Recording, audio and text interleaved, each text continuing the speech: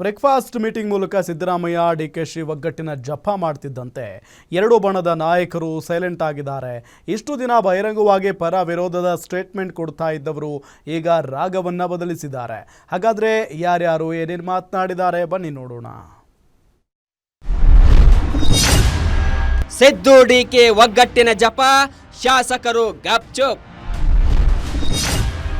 ಬಹಿರಂಗ ಸ್ಟೇಟ್ಮೆಂಟ್ಗೆ break ಹಾಕಿಸಿದ breakfast. Power sharing ವಿಚಾರದಲ್ಲಿ ರಾಗ ಬದಲಿಸಿದ್ರ ಕೈಕಲಿಗಳು.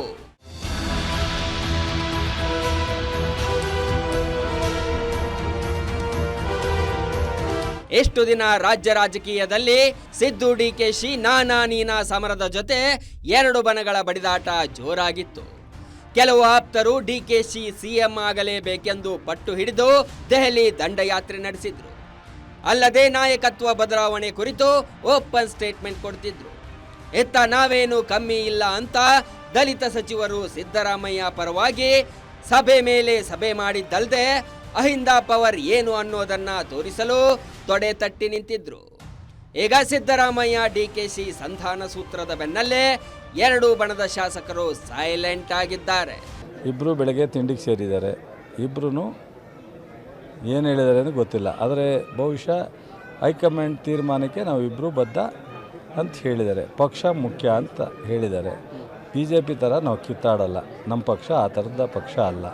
ನಮ್ಮ ಪಕ್ಷದಲ್ಲಿ ಶಿಸ್ತಿದೆ, ನಾಯಕತ್ವಕ್ಕೆ ಬೆಲೆ ಇದೆ. ಖರ್ಗೆಯವರು, ರಾಹುಲ್ ಗಾಂಧಿಯವರು, ವೇಣುಗೋಪಾಲು, ಮೇಡಮ್ಮು ಅವರೆಲ್ಲ ಏನು ತೀರ್ಮಾನ ಮಾಡ್ತಾರೆ ಅದಕ್ಕೆ ಬದ್ಧ ಅಂತ. ಸೊ ಹಾಗಾಗಿ ದೆಹಲಿನಲ್ಲಿ ಇವರಿಬ್ಬರೂ ಅನ್ಯೋನ್ಯವಾಗಿ ಜೊತೆ ಕೂತ್ಕೊಂಡು ತೀರ್ಮಾನ ಮಾಡ್ತಾರೆ.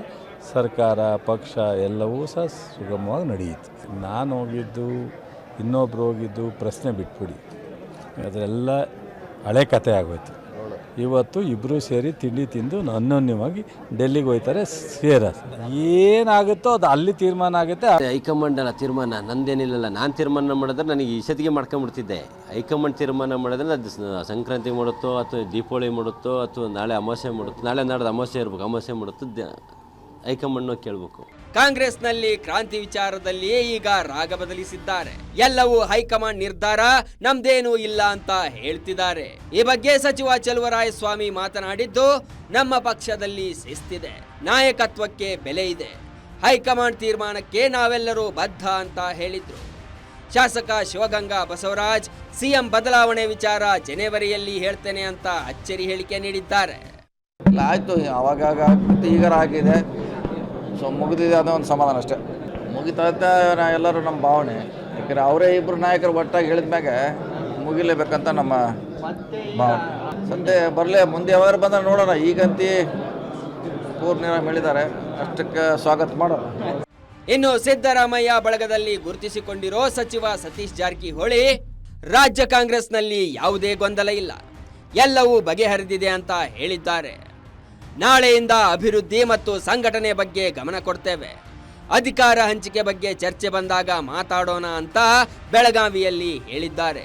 ಒಟ್ಟಾರೆ ಇಷ್ಟು ದಿನ ಸಿದ್ದರಾಮಯ್ಯ ಮತ್ತು DK ಶಿವಕುಮಾರ್ ಅವರ ಬೆಂಬಲಿಗರು ನಾವಾ ನೀವಾ ಎಂಬಂತೆ ಸಮರಕ್ಕಿಳಿದಿದ್ರು.